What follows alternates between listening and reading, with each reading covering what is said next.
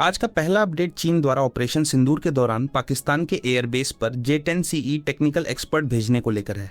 Report के अनुसार चीन ने पहली बार माना कि उसके टेक्निकल स्पेशलिस्ट पाकिस्तान के एयरबेस पर मौजूद थे। इन एक्सपर्ट्स का काम J-10CE फाइटर जेट्स की मेंटेनेंस, रडार सिस्टम और हथियार इंटीग्रेशन में मदद करना था। ऑपरेशन सिंदूर के दौरान पाकिस्तान ने अपने एयर डिफेंस और एयर कॉम्बैट नेटवर्क को एक्टिव रखा था, जिसमें चीनी सपोर्ट की अहम भूमिका बताई जा रही है। इससे साफ संकेत मिलता है कि चीन सिर्फ हथियार बेचने तक सीमित नहीं है, बल्कि पाकिस्तान की मिलिट्री ऑपरेशन क्षमता को सीधे सपोर्ट भी कर रहा है। इस घटनाक्रम को भारत के लिए एक बड़े स्ट्रैटेजिक संकेत के रूप में देखा जा रहा है। अगला अपडेट दुर्गा डिफेंस डायनेमिक्स के 142 किलोमीटर एंड्योरेंस वाले हाइब्रिड VTOL UAV को लेकर है। कंपनी ने अपने नए ड्रोन सिस्टम का सफल वैलिडेशन पूरा किया है। ये हाइब्रिड VTOL UAV लंबी दूरी तक उड़ान भरने और कम ईंधन खर्च में ऑपरेशन करने के लिए डिजाइन किया गया है। इसकी खासियत ये है कि ये हेलीकॉप्टर की तरह वर्टिकल टेक ऑफ और लैंडिंग कर सकता है और फिर फिक्स्ड विंग एयरक्राफ्ट की तरह लंबी दूरी तय कर सकता है। इसे टैक्टिकल मिशन, बॉर्डर सर्विलांस और इंटेलिजेंस कलेक्शन के लिए उपयोगी माना जा रहा है। भारतीय डिफेंस सेक्टर में स्वदेशी ड्रोन टेक्नोलॉजी को मजबूत करने की दिशा में इसे एक महत्वपूर्ण कदम माना जा रहा है। अगला अपडेट भारतीय सेना द्वारा 159 बुलेट प्रूफ ट्रूप कैरियर के लिए RFI जारी करने को लेकर है। सेना इन वाहनों को बाय इंडियन IDDM कैटेगरी के तहत खरीदना चाहती है, ताकि स्वदेशी डिफेंस मैन्युफैक्चरिंग को बढ़ावा मिल सके। इन ट्रूप कैरियर का इस्तेमाल सैनिकों को हाई रिस्क एरिया में सुरक्षित तरीके से पहुंचाने के लिए किया जाएगा।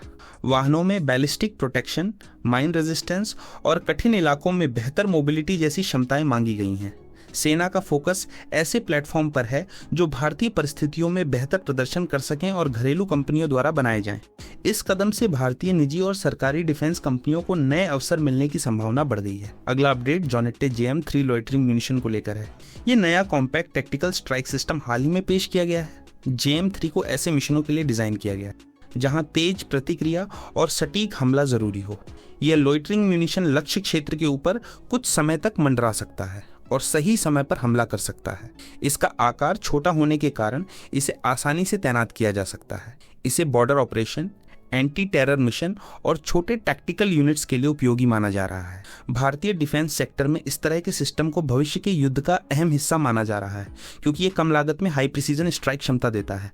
अगला अपडेट पार्शू टैक्टिकल डिफेंस द्वारा AI आधारित ऑटोनॉमस USV विकसित करने को लेकर है।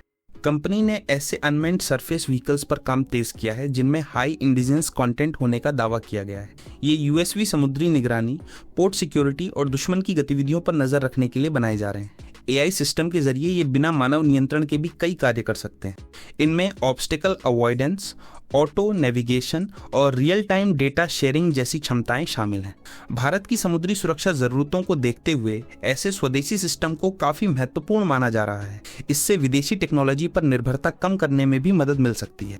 अगला अपडेट घातक स्टेल्थ UCAV प्रोग्राम को लेकर है।